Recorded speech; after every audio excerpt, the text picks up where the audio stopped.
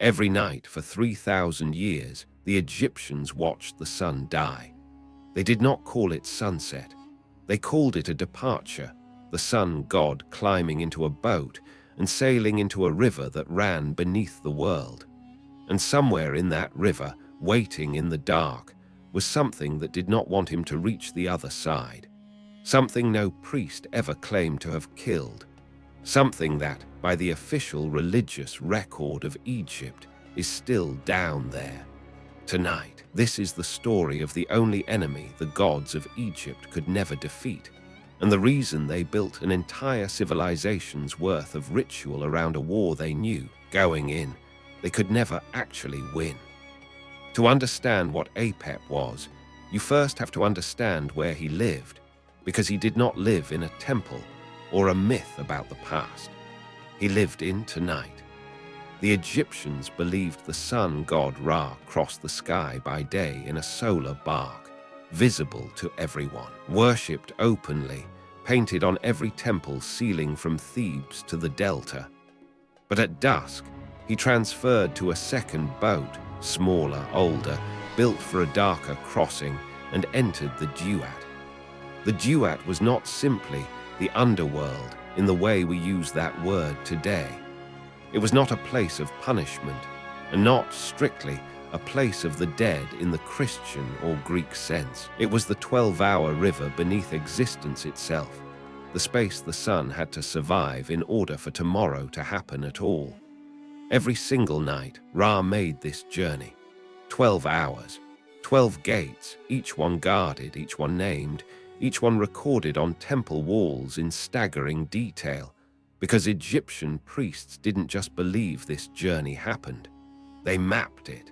The Amduat, that which is in the underworld, and later the Book of Gates, weren't storybooks. They were closer to itineraries, hour-by-hour accounts of exactly what the sun god would encounter, region by region, so the journey could be understood, tracked, and ritually supported from the world above.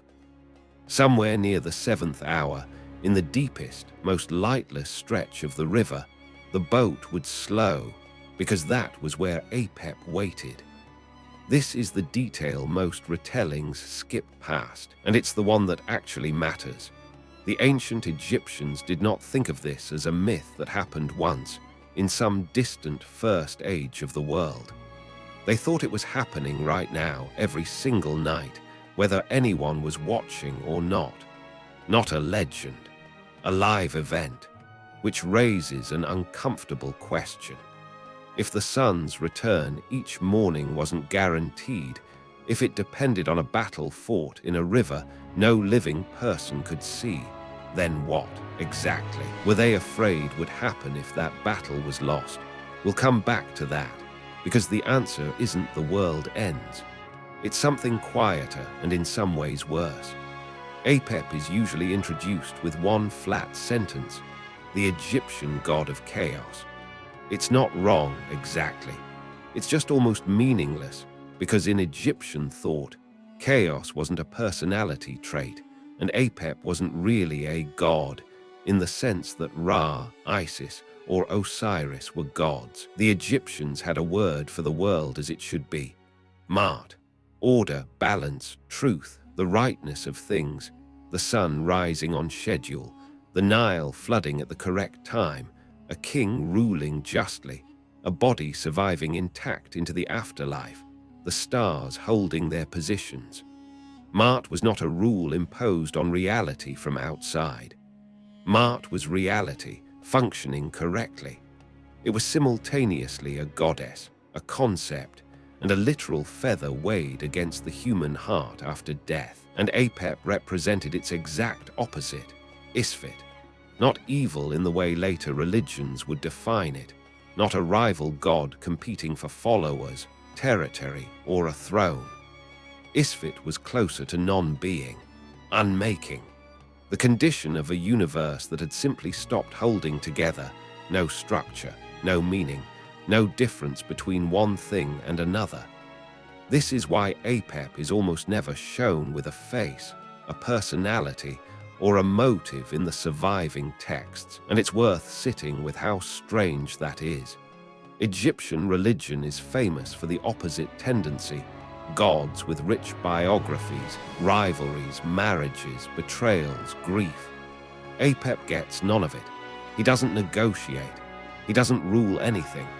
He has no city, no priesthood asking for his blessing, no myth about his childhood, no family tree. Every other major figure in the Egyptian pantheon has an origin story. Apep, in most accounts, simply is as old as the darkness itself, sometimes described as having existed before creation, waiting outside it. He exists for one purpose only, and it isn't conquest. It's erasure. A god who wants a throne can be reasoned with, bargained with, even feared in a familiar way. Humans understand ambition because we have it ourselves. But a force that wants nothing except the end of order itself is a different kind of threat entirely, because there's no negotiating table. There's nothing it wants that you could give it to make it stop.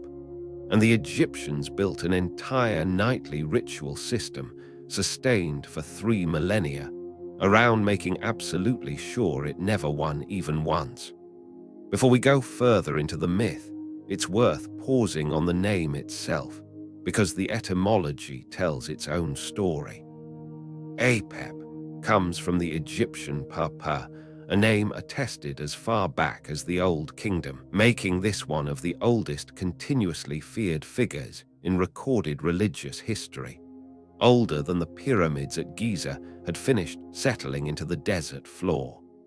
The Greeks, encountering Egyptian religion centuries later, rendered the name as Apophis, the version that's become more familiar in modern popular culture, thanks in no small part to science fiction borrowing the name for villains centuries after the fact.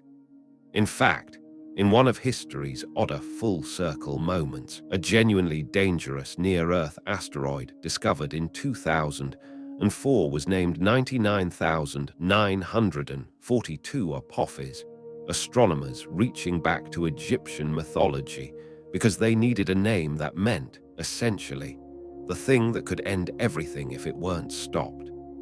They understood the reference instantly. 3,000 years later, the metaphor still worked. But back to the ancient texts themselves. Apep's name appears in the coffin texts, the pyramid texts, and above all in the Bremner-Rhind Papyrus, a document now held in the British Museum, dated to around the 4th century BCE, but almost certainly copying much older material. This papyrus contains what scholars call the Book of Overthrowing Apep, not a myth told for entertainment, but a working ritual manual, complete with instructions, incantations, and stage directions for temple priests. We'll return to this text directly, because it's the single most important source for everything that follows, and it tells us this wasn't a story Egyptians simply believed. It was a story they performed on a schedule as part of their jobs. Here is where the story is usually told wrong. Most retellings jump straight to Apep attacks. A god fights him, Apep loses, the sun rises. Clean, simple, and almost completely stripped of what made this story matter to the people who told it. The confrontation happens at the narrowest point of the Duat's river, a stretch so shallow the barque can barely move. And it's here, according to the temple texts, that Apep doesn't strike with claws or fire. He does something worse. He drinks the river. Without water, the boat cannot move. Without movement, the sun cannot complete the crossing.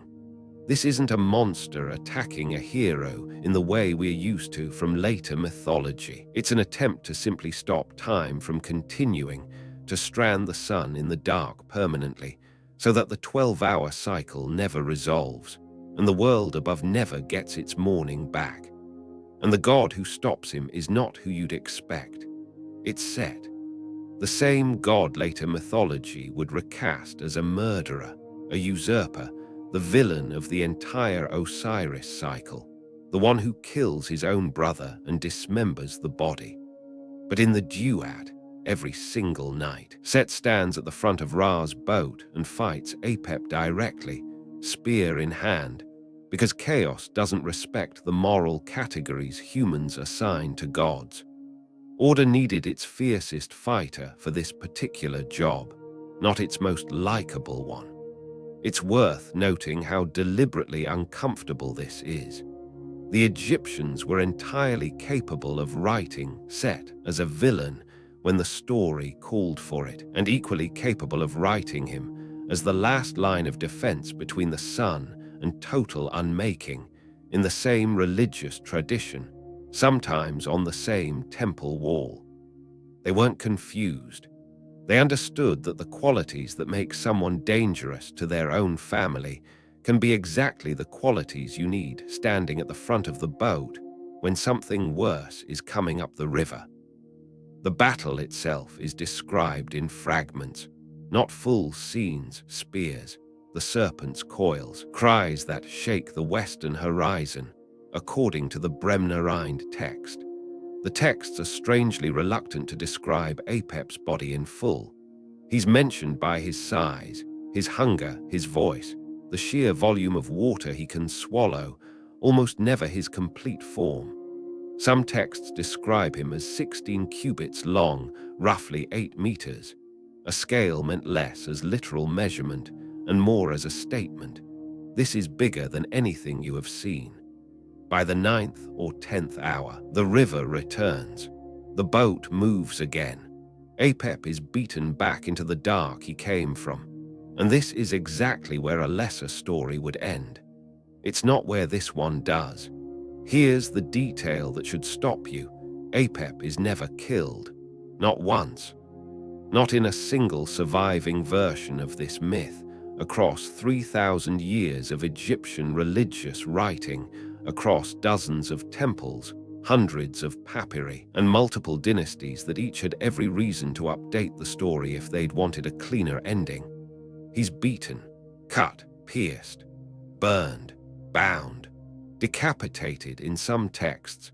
The Bremner-Rhind Papyrus alone describes him being cut into pieces multiple separate times, and he still returns the following night, whole again, waiting in the same stretch of river, as if none of it happened. Why would a civilization obsessed with order, permanence, and eternal life, a civilization that built stone monuments specifically engineered to outlast time itself, that mummified bodies to preserve them for millions of years, that inscribed spells meant to work forever, tell a story where their own gods can never permanently defeat their greatest enemy? Because the alternative was worse. If Apep could be killed, chaos would be a problem to solve. Something you fix once, close the book on, and move past, the way Ra, in some traditions, is said to have dealt with a rebellion of humanity by simply unleashing Sekhmet and ending the matter. But the Egyptians didn't experience the threat of Isfit that way. Order wasn't a default state you returned to. It was a maintenance project, something that had to be renewed, defended, and re-won every day forever by gods and humans both. Apep's immortality wasn't a plot hole the priests never got around to fixing. It was the entire point, stated as clearly as Egyptian religious literature ever states anything. He is not a monster you defeat once and remember fondly. He is the permanent condition against which order has to be permanently defended, because the moment anyone assumes the fight is over, it isn't Apep who has changed, it's you. And this is where the story stops being only about gods. Around the New Kingdom, Egyptian priests began performing something extraordinary in temples across the country. A real, physical ritual drawn directly from that same Bremner-Rhind Papyrus, the Book of Overthrowing Apep, a working set of instructions for temple staff to fight the serpent themselves every single day, using effigies instead of legends. The ritual was disturbingly specific. and the papyrus reads less like scripture and more like a procedure. Priests modeled a wax image of Apep, sometimes bound with cords, sometimes drawn in green ink on new, unused papyrus, specifically because green was associated with decay and putrefaction. Then they spat on it, trampled it underfoot with the left foot specifically, the left side carrying negative, inauspicious associations in Egyptian symbolic thought. Stabbed it with a copper knife, copper being the metal associated with cutting through chaos. Bound it in fire, and finally burned it completely so that nothing of the image remained. The instructions are explicit that the ashes then had to be scattered, sometimes in a latrine, as a final act of degradation, not a death, since nothing about Apep could die, but a repeated humiliation performed on a schedule. This wasn't superstition performed absent-mindedly by anxious villagers. It was official temple procedure, maintained by trained priests, as essential in their eyes as repairing an irrigation canal or reinforcing a collapsing wall. If order required constant defense in the cosmic realm, at the 7th hour of a river, no living person could see, then it required constant defense here too, in the daylight world, using wax and copper and fire. Every ritual performed in a temple was a small, local repetition of what Set was doing every single night on Ra's behalf. And crucially, they weren't told this ritual was symbolic in the way we might use that word today, a comforting story to feel better about an abstract fear. They were told, quite plainly in the same document, that failing to perform these rites correctly and consistently created real danger. Storms, famine, a Nile that failed to flood, illness, political instability. Isfet wasn't confined to the underworld river. Every failure of order in daily life, a bad harvest, a plague, a weak or corrupt king, could be read as evidence that Apep's influence was leaking through, that the maintenance had lapsed somewhere. There's a chilling practical dimension to this too.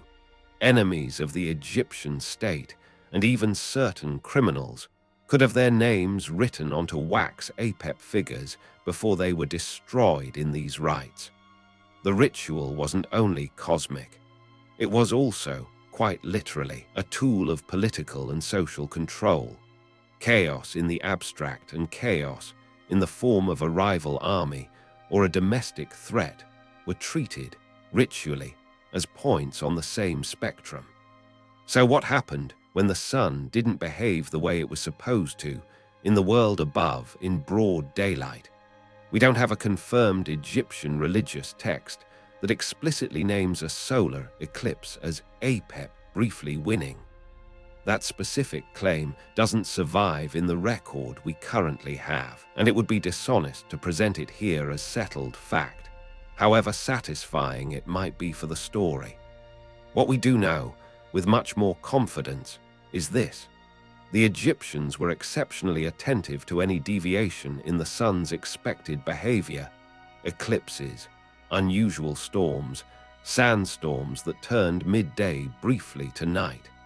And their entire cosmology was built on the explicit premise, stated directly in temple ritual texts, that Ra's victory each day was not automatic.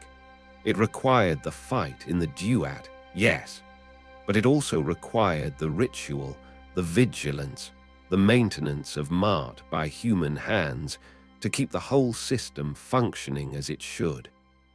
Given that framework, it's not a stretch to say that when the sky behaved wrongly, when light failed at a moment it wasn't supposed to, in a culture with no scientific model for why an eclipse happens, a civilization that had spent 3,000 years building rituals against exactly this possibility would have felt something closer to dread than curiosity. There's later, non-Egyptian evidence from cultures with related sky serpent beliefs, some Mesopotamian, and much later, Chinese traditions describe eclipses as a dragon or serpent devouring the sun, a strikingly similar instinct arising independently. Whether the Egyptians drew the same explicit line to Apep in a text we simply haven't recovered, or never made the connection formally at all, remains genuinely open. What's not open to debate is the underlying logic. This was not a culture caught off guard by the idea of the sun failing.